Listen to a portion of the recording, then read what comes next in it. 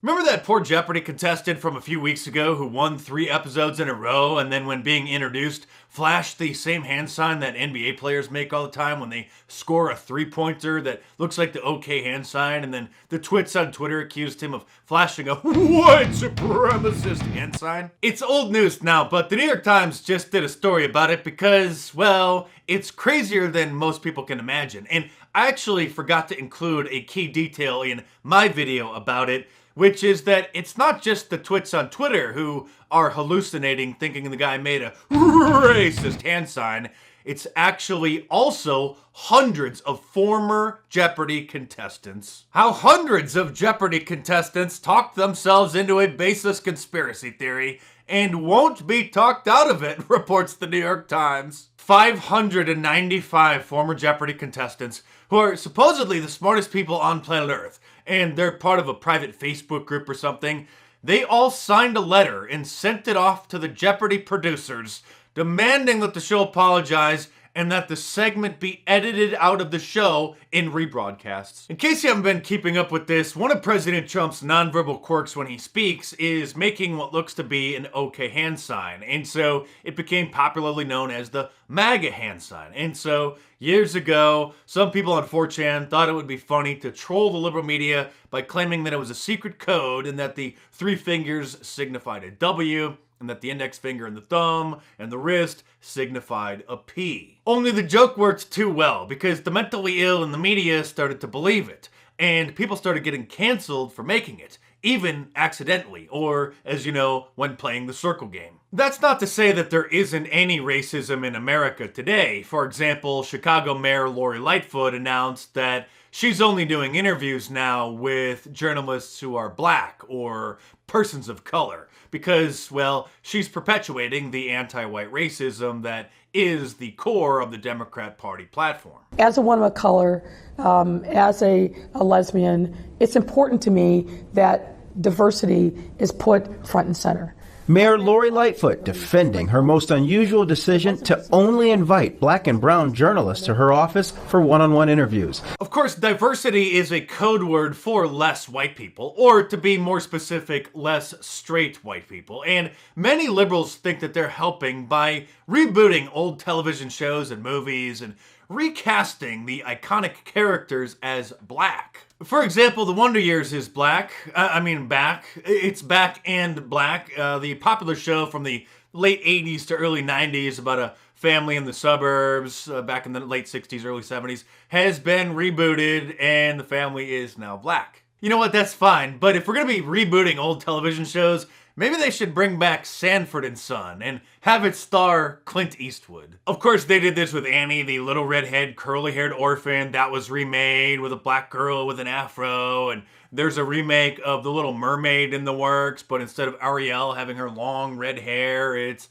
another black girl. They did the same thing in the Karate Kid remake, which starred Will Smith's son, Jaden, I think his name is, and in the CW Batwoman series, Batwoman is black, and the list just goes on and on. This from the same group that gets upset when white people wear dreadlocks, because that's stealing their culture. It's cultural appropriation. The real problem in America, aside from the systemic anti-white racism being perpetuated by the Democrats, is the imaginary racism that's being blamed on white people. Things like that garage door pull in Bubba Wallace's NASCAR garage, or, speaking of cars, the Dukes of Hazzard being racist, or math.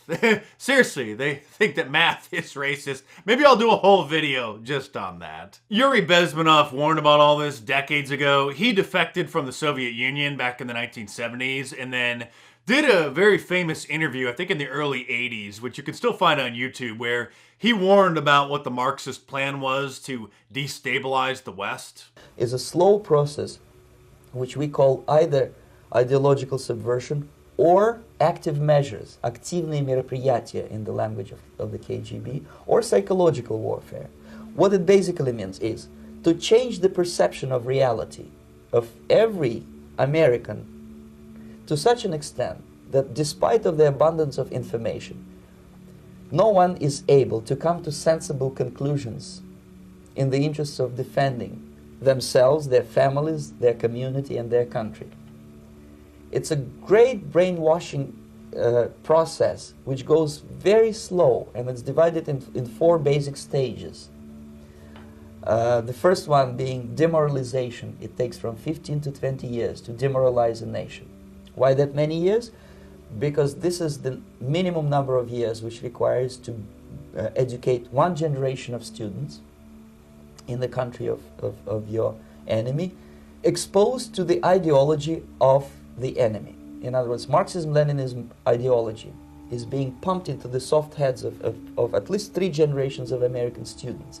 So basically America is stuck with demoralization, and unless, even if you start right now, here, this minute, you start educating new generation of Americans, it will still take you 15 to 20 years to turn the tide of ideological perception of reality back to normalcy and patriotism.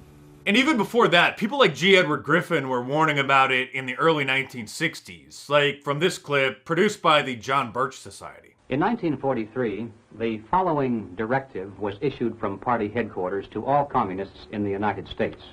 It read, "When certain obstructionists become too irritating, label them after suitable build-ups as fascist or Nazi or anti-Semitic, and use the prestige of anti-fascist and tolerance organizations to discredit them. In the public mind, constantly associate those who oppose us with those names which already have a bad smell.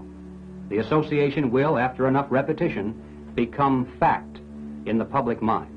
I remember in the days before YouTube finding one of his documentaries through BitTorrent when I first started researching all this in the early 2000s. There is and has been for some time a conspiracy among some of the richest people in the world.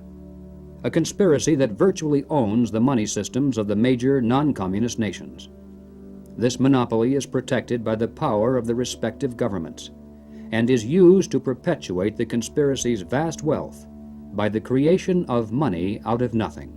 And as you know, I've been putting together the more modern pieces of the puzzle in my books and videos, trying to do my part to sound the alarm. But before the neo-Marxists completely destroy America, I'm looking forward to having at least one last great summer, especially since the lockdowns have been lifted and the face diaper mandates have ended. So to celebrate this weekend, save 20% off of anything from my online store by using the promo code PARTYTIME, one word, PARTYTIME at the checkout. Get yourself an I Love Global Warming tank top, or a 1776 shirt since the 4th of July is coming up, or a classic Liberalism Find a Cure shirt, or any of my awesome designs. So head on over to markdice.com or click the link in the description below, enter the promo code PARTYTIME at the checkout, save 20%, and check them out.